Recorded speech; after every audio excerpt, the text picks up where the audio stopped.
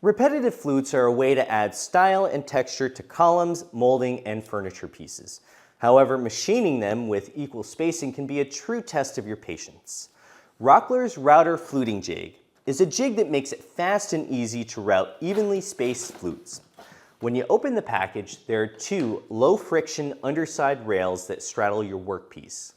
One of the underside rails remains fixed, while the other is adjustable, allowing the jig to slide smoothly along boards up to 9.5 inches wide, which is wide enough to cut flutes evenly spaced over 8 inches wide.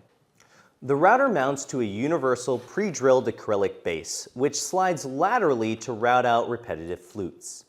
The acrylic base rides along a chamfered edge and can be locked down to the jig. The rewritable and erasable strip along the jig is used to make indexing marks for evenly spaced flutes. First, you'll want to attach your router to the acrylic base. The whole configuration fits most common handheld routers. However, if you're unable to align the holes to your router base, you can drill additional holes to accommodate your router. You'll then want to adjust your rail to encapsulate your workpiece. With the fluting router jig laid on top of your workpiece, mark the location of your flutes.